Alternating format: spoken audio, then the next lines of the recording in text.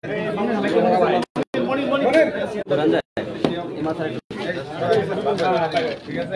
আছে নাকি?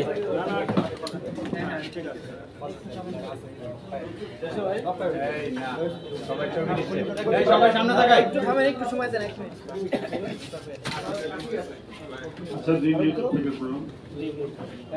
নড়াচড়া করেন না, হাত দিয়ে না, আপনাদের ছবি নিচ্ছে পাশে সবার। ভাই কেউ কথা বললেন না, ছবি নিচ্ছি।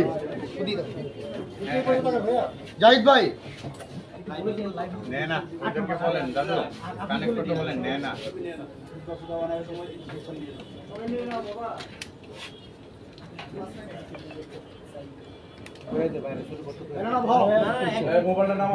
ছবি নিচ্ছি ভাই, শুরু করেন।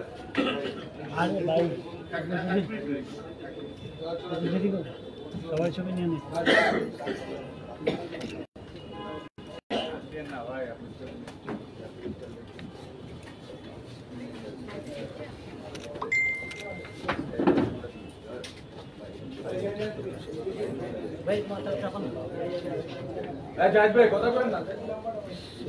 শুরু করবে, শুরু করবে।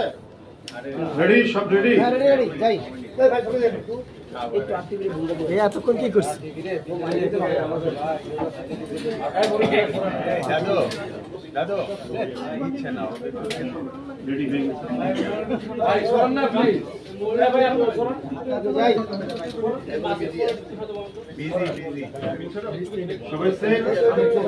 রেডি রেডি, শুরু করব। হ্যাঁ। সুপ্রিয় সাংবাদিক ভাই ও বোনরা, আসসালামু আলাইকুম। সবাইকে জানাচ্ছি আন্তরিক শুভেচ্ছা এবং কৃতজ্ঞতা। আপনারা যথাসময়ে উপস্থিত হয়েছেন। আমার এই 5 মিনিট দেরি হয়ে গেছে, এই জন্য আন্তরিকভাবে দুঃখ প্রকাশ করছি। সাংবাদিক বন্ধুরা, পতিত পরাজিত পলাতক স্বৈরাচার মুক্ত বাংলাদেশে অন্তর্বর্তীকালীন সরকার যখন জনগণের ভোটাধিকার প্রতিষ্ঠার পথে এগিয়ে যাচ্ছে, তখন গভীর ষড়যন্ত্রের বীজ বুনতে শুরু করেছে কুচক্রী মহল নানা অপতথ্য প্রচার করে।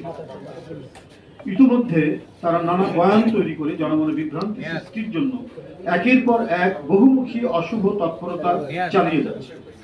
যারা মিথ্যাচার করে বিএনপিকে নানা তকমা লাগানোর অপচেষ্টা করছে, তারাই কিছু গণমাধ্যমকে ব্যবহার করে বিএনপির নামে অসত্য সংবাদ পরিবেশন করছে বা করানো হচ্ছে। জনগণ অবলোকন করছে যে গণহত্যাকারী নিষিদ্ধ সংগঠন ফ্যাসিস্ট আওয়ামী লীগকে পুনর্বাসন করার গোপন মিশনে নেমেছে একটি চক্র। বিনিময়ে তারা পতিতদের সহযোগিতা নিয়ে রাজনৈতিক উদ্দেশ্য হাসিল করার স্বপ্নে বিভোর। সাংবাদিক বন্ধুগণ, আমরা উদ্বেগের সাথে লক্ষ্য করছি যে সম্প্রতি কিছু পত্রপত্রিকা, গণমাধ্যম এবং সোশ্যাল মিডিয়ায় বিএনপির মনোনয়নের কথিত তালিকা নাম ধাম প্রকাশ করে দলের নেতাকর্মীদের মধ্যে বিভ্রান্তি, অসন্তোষ এবং বিশৃঙ্খলা উস্কে দেওয়ার ষড়যন্ত্র করছে। অনুমিত হচ্ছে বিএনপিতে বিভেদ বিসম্বাদ সৃজনের অশুভ অভিপ্রায় নিয়ে কতিপয় মিডিয়া যথেচ্ছভাবে মিথ্যা অপপ্রচার প্রোপাগান্ডায় লিপ্ত হয়েছে। আমরা স্পষ্ট করে বলতে চাই, বাংলাদেশ জাতীয়তাবাদী দল বিএনপি আসন্ন জাতীয় সংসদ নির্বাচনের জন্য সর্বাত্মক প্রস্তুতি গ্রহণ করেছে। উপযুক্ত সময়ে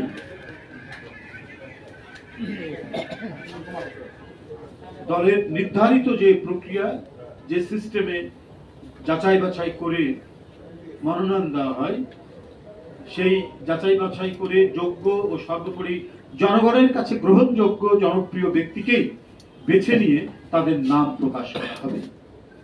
কোন নির্বাচনী এলাকায় কোন প্রার্থীকে গ্রিন সিগন্যাল বা সবুজ সংকেত দেওয়া হয়নি। প্রত্যাশীদের মধ্যে দলীয় নানা কার্যক্রমে যার পারফরমেন্স ভালো, তাকেই প্রার্থী হিসাবে মনোনীত করা হবে।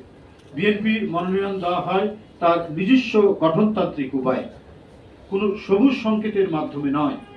জাতীয় সংসদ নির্বাচনে কিংবা যে কোনো নির্বাচনে দলের প্রার্থী মনোনয়নের দায়িত্ব পার্লামেন্টারি বোর্ড পালন করে এবং এ ব্যাপারে বোর্ডের সিদ্ধান্ত চূড়ান্ত বলে গণ্য হয়।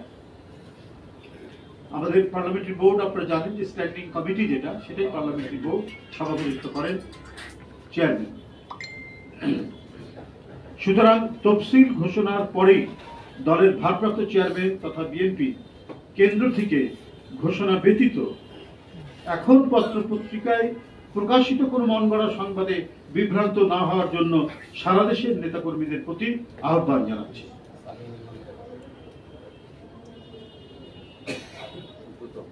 সবুজ সংকেত নয়, দলের ভারপ্রাপ্ত চেয়ারম্যান জনাব তারেক রহমান প্রতিটি এলাকায় ঐক্যবদ্ধভাবে কাজ করার সুনির্দিষ্ট ও যথাযথ নির্দেশনা দিচ্ছেন।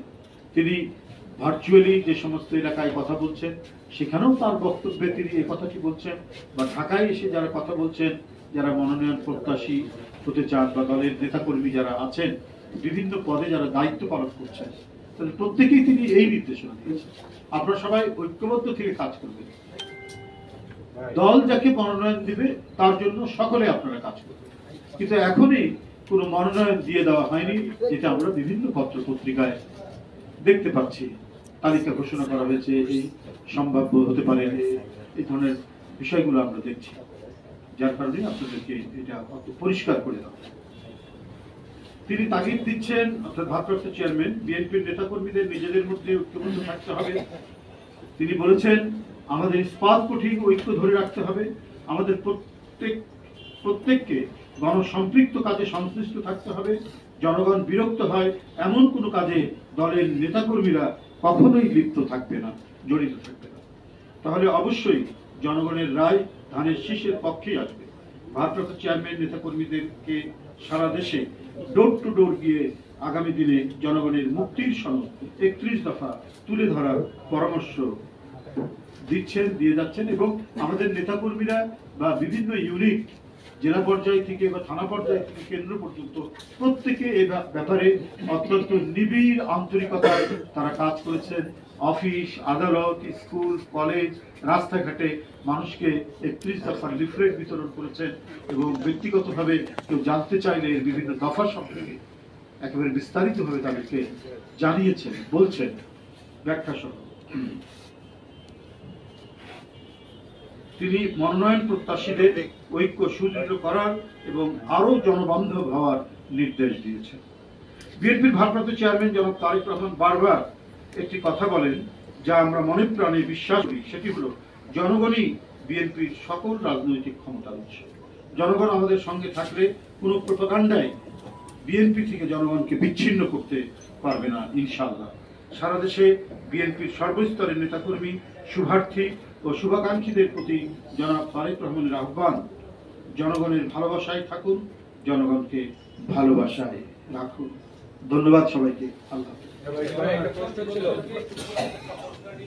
আমি এটার মধ্যে সীমাবদ্ধ থাকতে চাই, আর কোনো কথা নেই, এটাই হলো আমাদের ধন্যবাদ আপনাদের।